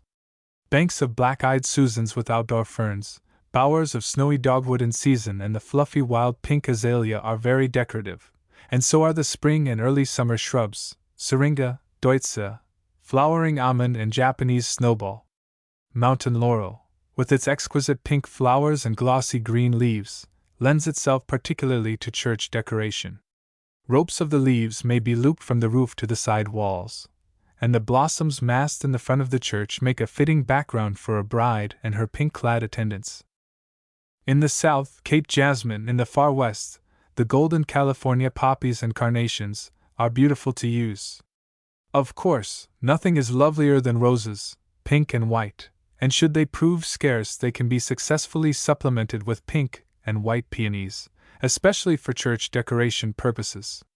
Meadow rue in great misty clumps as it grows, arranged with tawny field lilies and dark green wood ferns, is remarkably striking in a church. At one home wedding, big loose bunches of feathery grass, buttercups, daisies, and clover in brown earthen jars filled the corners of the living room, and in the bay window, where the ceremony took place, tall graceful sprays of Queen Anne's lace arranged with plenty of green made an artistic background. Glass vases filled with it stood on the window sills and on the floor, the tops of the floor bouquets hiding the window receptacles. In the dining room a bowl of pink and white clover occupied the center of the table, and there were window boxes of the same sweet flower. The table decorations. Whatever color scheme is used in the other parts of the house, an entirely different one may be carried out in the dining room. Some suggestions for simple table decorations in various colors follow. 1. Large low bowl of blue and pink forget-me-nots in the center of the table, with candle shades of white, painted with forget-me-not sprays. 2. Garden basket or glass basket of yellow roses and honeysuckle with graceful sprays of honeysuckle vines trailing to the corners of the table, yellow candle shades. 3. Old-fashioned bouquet of garden flowers in old-fashioned vase, snapdragons, larkspur, coreopsis, baby's breath, mignonette, old-fashioned stiff little artificial bouquets in white lace paper for favors. 4. Hanging basket of pink and lavender sweet peas and smilax over the table, with smilax reaching to the corners of the table and caught with pink and lavender tulle bows. 5. Wood maidenhair ferns and pink garden roses, tiny ferns scattered over the tablecloth, and rose-colored candle shades. 6. Wild clematis vines from ceiling over table to four corners, and low bowl of wild roses in center beneath sprays. 7. Bachelor's buttons and mignonette in the center of the table, connected with small baskets of mignonette at the corners of the table by ribbon matching the blue bachelor's buttons, tied on the handle of each basket. 8. Scarlet poppies in silver vase, silver candlesticks and shades. 9. Large bowl of Jack roses in the center on a table mirror, with a single large Jack rose in a slim flower holder at each corner of the table. 10. Wicker basket of June garden pinks, white and pink, with shower of tiny bells hung on pink ribbons above them from the chandelier or ceiling. Menus for the buffet luncheon. Many dining rooms are too small to have a wedding breakfast served at the table, and for that reason buffet luncheons are most popular. The dining table is decorated with flowers and often lighted with candles under colored shades, and on it are placed extra supplies of silver and small dishes of olives, nuts, and bonbons. As the guests leave the receiving line, they move informally toward the dining room, where they stand to be served. If the wedding reception takes place directly after a ceremony in the morning, or at high noon, the refreshments are more elaborate than at an afternoon affair, and the guests may be seated to be served in the different rooms. When a caterer is not employed, and the serving of the refreshments is managed by the hostess herself, it is a pretty impractical plan to ask several young girls to help in the dining room. They should see that the guests are promptly supplied, and can relieve them of their plates when they have finished. Below are half a dozen good menus for buffet wedding breakfasts and receptions, varying in degree of formality to suit individual needs. Odd bouillon, salted crackers, chicken patties, olives, pineapple salad, small lettuce sandwiches, Neapolitan ice cream with fresh strawberries, coffee cake, 2 creamed sweetbreads, cherry salad, watercress sandwiches, raspberry ice macaroons, 3 chicken salad, finger rolls, frozen custard, sunshine cake, 4 scalloped crab meat, bread and butter sandwiches, strawberry ice cream, angel cake, ice clam broth with whipped cream, salted crackers, cold veal loaf, Saratoga, chips, olives, pineapple ice, small cake, 6 iced consommé, salted crackers, chicken croquettes, rolls, fruit salad, unsweetened crackers, lemon cream sherbet, small homemade cookies. The favors. For wedding favors at a wedding breakfast or reception, a number of interesting little souvenirs can be inexpensively prepared. For instance, there are wee fans, bought at the doll department, with the date lettered on each. Tiny straw baskets that look like the one the flower girl carries and are filled with very small artificial forget-me-nots and rosebuds. Airy butterflies of white and pale yellow silk, to be fastened to fine threads above the table in the dining room, where they flutter realistically over the flowers beneath.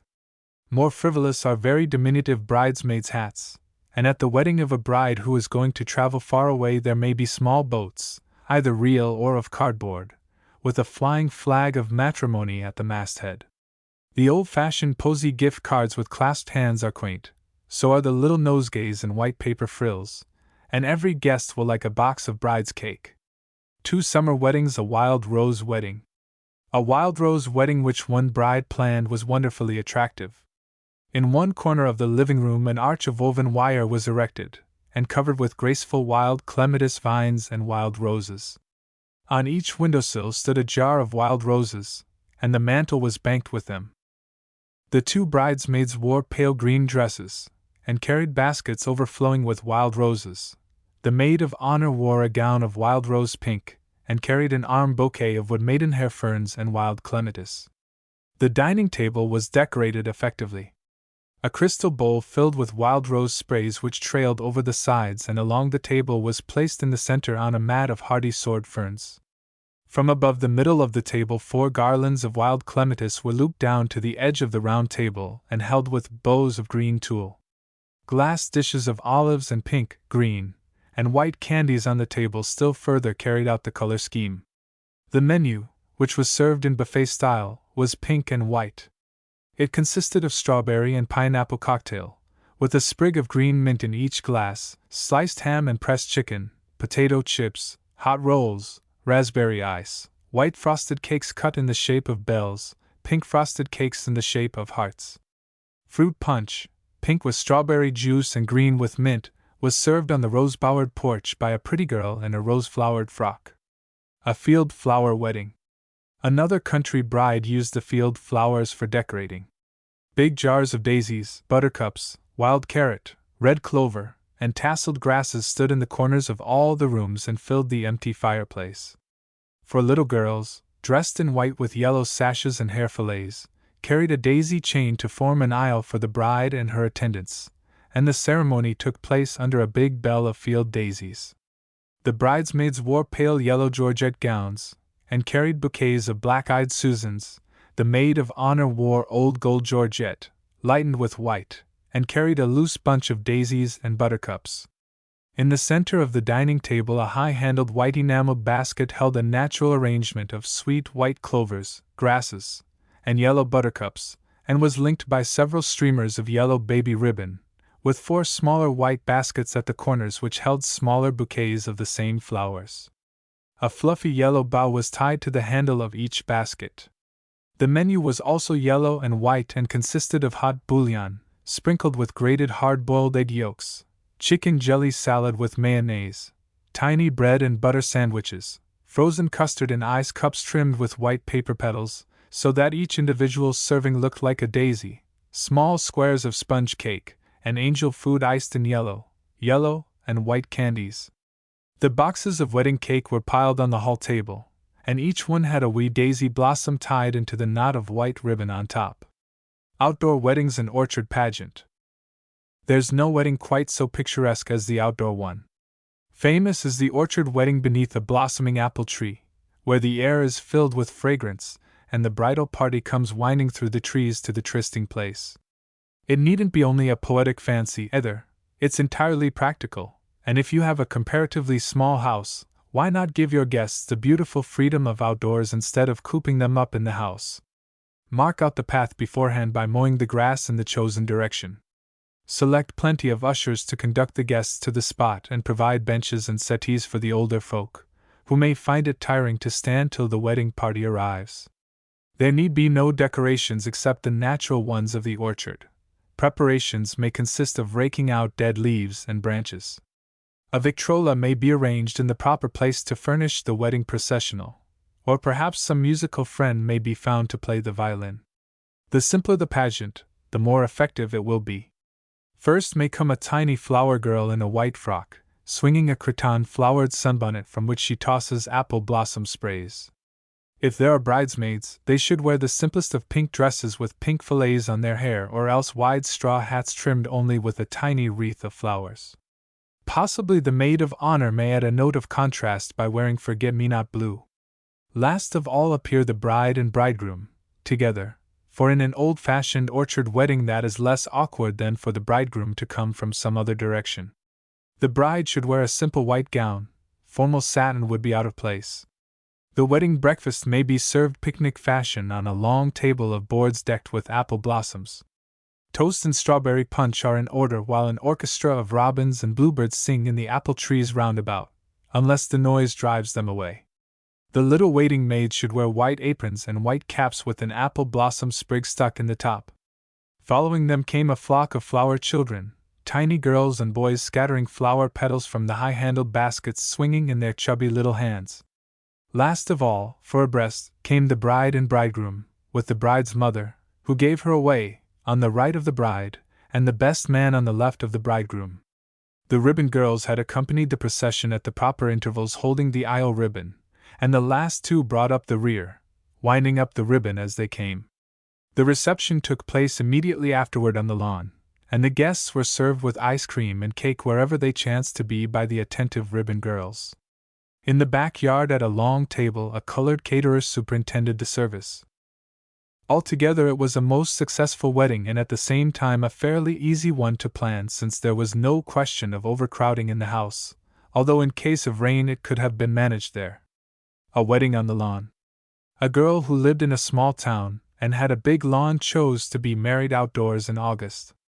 The blossoming hydrangea hedge in front of the house was made thicker with small evergreen branches stuck down into the ground. One corner of the yard where there was a natural alcove curving in among the shrubs, she picked out for the wedding itself. The porch was decorated with Japanese lanterns and flowers, and beforehand the guests gathered in groups there or on the lawn. When it was time for the ceremony, some girl friends of the bride marshaled the guests to the chosen place, and then returned to the house to act as ribbon girls. There were about a dozen of them in light summer dresses, and the first couple, holding the ends of long white ribbons, preceded the bridal groups, roping off an aisle across the lawn and among the spectators. A chorus of young musical friends came first, singing the words and music of Lohengrin. Fall weddings, a blue and gold wedding. September and October weddings are always popular, partly perhaps because of the decorating possibilities of the autumn season. Goldenrod and wild asters one thinks of for early fall. At one evening home wedding where this blue and gold color scheme was used, the stalks of plumy goldenrod seemed to be growing naturally along the stair rail. They were held in place at the uprights. The rooms were hung with blue and golden globes of lights, in reality paper lanterns, sheltering electric bulbs. The fireplace held masses of goldenrod, and blue jars holding wild asters crowned the mantel, the tables, the piano, and the wide window sills. The bridesmaids wore gowns of yellow organdy, and the maid of honor an aster blue costume. In the dining room a dull gilt basket of blue asters occupied the center of the table set for a buffet repast, and a bough of blue and golden tulle fluttered from the handle of the basket. The favors were tiny Cupid dolls, wearing frilly skirts and caps, some of blue and others of yellow. The blue were for the men, the yellow for the girls. Oak leaves and cosmos. When oak leaves begin to glow with tawny splendor, another girl celebrated her wedding. The house was a bower of rich, deep red and brown foliage, and the bridey touch came in with the pale pink garden cosmos that was used. Cosmos made the background for the wedding group, and was arranged in feathery masses wherever it might contrast with the dark oak leaves. The wedding was in the late afternoon, and after the sunset light had faded the pink candles began to glow rosily under soft pink shades. The dining room table was lovely with pink candlelight and pink cosmos as a centerpiece on a mat of oak leaves. There were pink and white candies, and raspberry ice was served with the tiniest of pink and white and green petites fours. 3 winter weddings, a Christmas wedding. The first girl lived in a country town, and evergreens in the woods nearby were plentiful. The wedding was a Christmas one, and took place in the late afternoon. Garlands of graceful ground pine were wound over the banisters in the hall, and draped over the doorways to hang down halfway on each side against the ivory white woodwork. In the living room, 2 little Christmas trees, lighted with tiny white candles, formed an alcove where the bridal group could stand. The table in the dining room was decorated for a buffet luncheon in holiday red and green. There was a centerpiece of red roses, red silk candle shades shading white candles in clear glass candlesticks, and tiny green Christmas ferns scattered on the white cloth. The menu had the same color harmony, and consisted of consommé, salted crackers, oyster patties, chicken jelly salad with green mayonnaise, salad rolls, olives, pistachio ice cream in holly-decked cases, little cakes with green icing and silver bonbons stuck on top, and coffee, with green mints. A rainbow wedding. The second bride lived in the city and had a rainbow wedding. The usual green of potted ferns and palms formed the background of decorations, but over the rounded archway which opened into a small alcove a rainbow of tulle, rose, pale pink, yellow, green, blue, and lavender was arranged. Pink and yellow roses with green foliage were supplemented in the living room by blue and lavender tulle on the vases. The 6 bridesmaids wore gowns which matched the tulle rainbow, and they carried pink roses. On the table in the dining room was a bowl of pink roses, and from the table dome a myriad of baby ribbon streamers in the same varied colors came down at 6 points, and were held in place by 6 fluffy favor dolls, dressed in tulle to match the 6 bridesmaids, to whom they were afterward given as souvenirs. The menu consisted of chicken a la king, small sandwiches, olives, Neapolitan ice cream, fancy frosted cakes, and coffee. A colonial wedding. The third girl, with a delight for old-fashioned ways, was followed by 6 maids in quaint colonial gowns of plain or flowered silk, no 2 costumes alike, save for soft white lace fichus. Black velvet neckbands, powdered curls, and nosegays of small pink carnations and lace paper holders quite carried out the lovely effect. The old-fashioned rooms were hung with smilax and asparagus fern, and in every window stood a pot of flowering fuchsias. End of Project Gutenberg's Entertaining Made Easy, by Emily Rose Burt.